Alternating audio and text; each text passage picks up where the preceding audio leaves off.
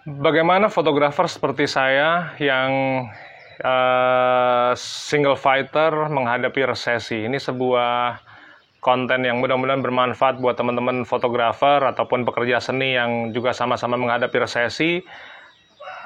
Katanya 2023 itu adalah puncak-puncaknya resesi dunia. Sekarang sih barusan saya nuker uang ke money changer. Saya lihat euro emang udah intinya tinggian US dollar daripada euro. Padahal euro tuh tadinya sekitar 17.000, 17.500. Ini barusan euro sekitar 14,5 sampai 15.000. Cuman kalau itu resesi, lalu bagaimana fotografer semacam saya, semacam teman-teman untuk menghadapinya? So, stay tune, kita bahas habis ini.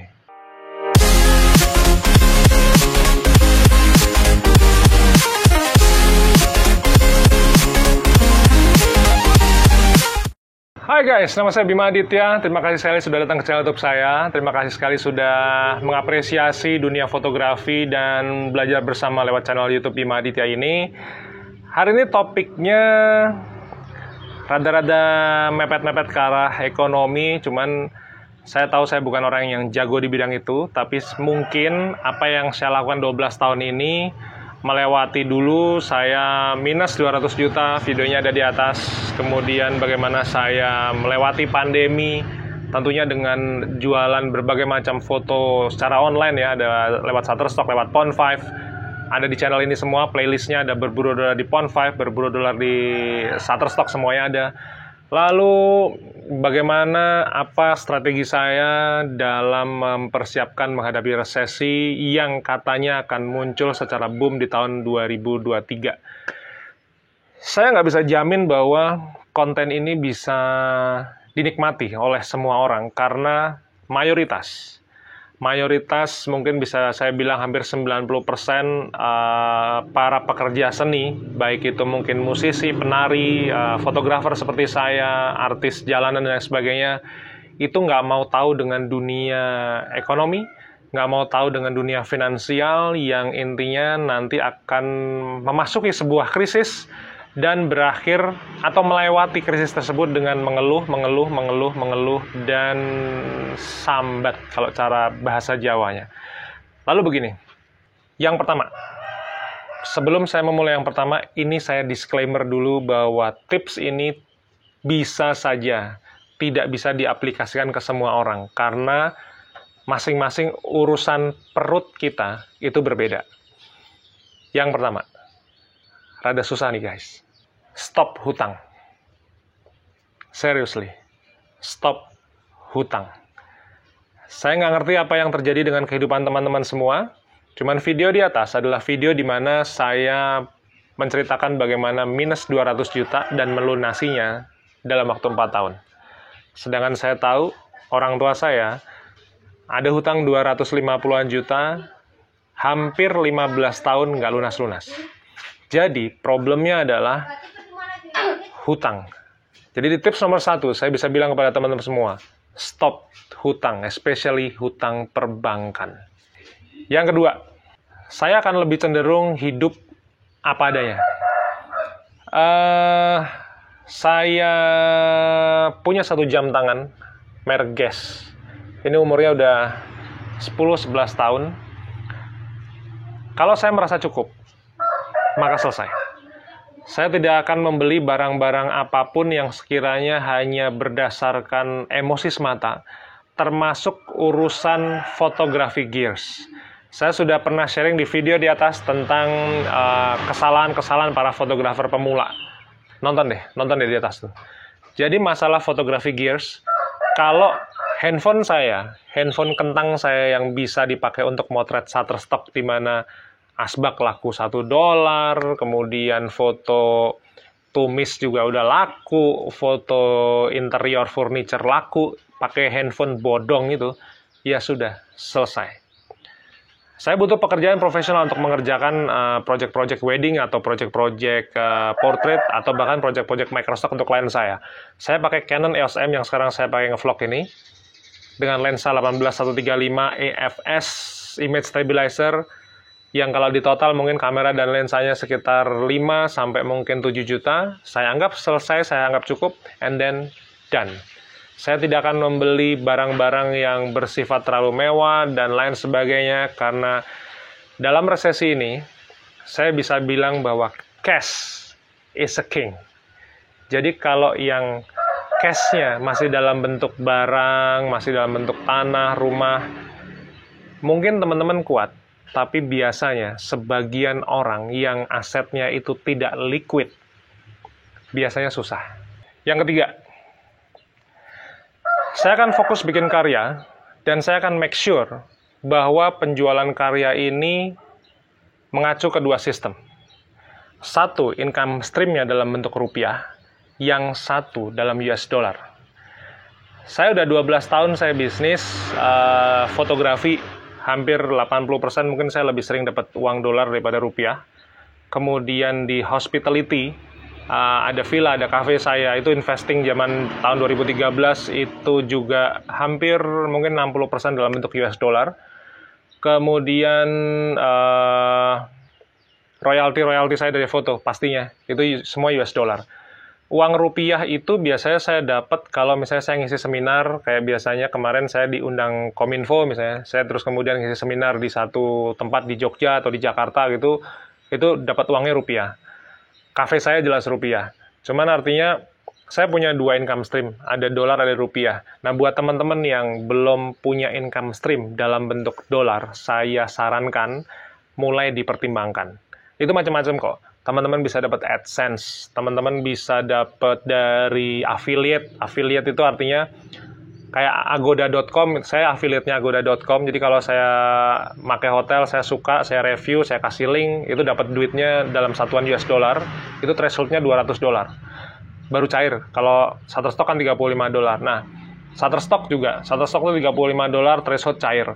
Kemudian ada Pond5, ada Adobe Stock, ada Getty Image, segala macam, yang sekiranya teman-teman bisa jual dalam bentuk digital, terus kemudian satuannya dolar, itu kalian kerjain, guys. Kan nggak perlu harus foto, bisa footage. Yang nggak suka fotografi, teman-teman sukanya musik, berkarya aja, jualan musik aja secara online. Shutterstock ada musik kok, Pond5 ada musik kok. Yang sukanya bikin ilustrasi, jual aja gitu. Kalau misalnya penjualan offline-nya nggak ada, ya jualan aja online. Memang online itu, kebanyakan orang yang jualan online untuk dapat dolar itu dilihatnya nggak langsung instan. Makanya kebanyakan orang pada nggak mau jualan online. Nggak mau dari jualan file. Pengennya jualan, udah saya punya lukisan, jual 30 juta, 30 juta. Ya kalau laku, guys. Kalau nggak, minggir-minggir di pinggir tembok tuh, udah sampai pusing tuh yang kayak begituan. Jadi, apapun yang sekiranya teman-teman punya sekarang, kalau bisa dijual secara digital, kalau bisa dijual secara online, ini di dalam resesi ini, orang bilang musibah, tapi buat kita-kita yang earningnya dolar, guys, ini tuh berkah, guys. Yang keempat, yang terakhir, investing, guys. Saya belum pernah menemukan ada orang secara mayoritas ya. Kalau spesifik orang mungkin ada. Menemukan mayoritas orang yang hidupnya mapan tanpa sebuah investasi. Ini investasi macam-macam ya, teman-teman boleh pilih sesuai dengan kekuatan dan kemampuan teman-teman. Cuman, jangan sekali-sekali pernah terlena dengan penghasilan teman-teman sekarang. Kemudian teman-teman dapat 15, 20, 30 juta per bulan yang kerja di Jakarta, di Surabaya, Semarang, kota besar, terus kalian terlena, udah nggak masalah lah, resesi-resesi aja, kita masih kerja kantoran. Hey guys, itu kerjaan bukan punya kalian, guys. Itu kerjaan yang punya tuh kantor kalian, yang punya lebih ke arah, intinya bisa aja loh teman-teman tiba-tiba dikeluarin tuh bisa. Sebelum teman-teman dikeluarin, baik itu PHK maupun pensiun, guys, investment, guys. Berinvestasilah terhadap sesuatu. Jangan ngerasa sombong, jangan ngerasa udah sok mapan dengan keadaan sekarang gitu. Ciptakanlah sebuah paradigma di dalam kepala teman-teman semua bahwa keadaan tidak nyaman itu akan segera datang. Saya berinvestasi di saham.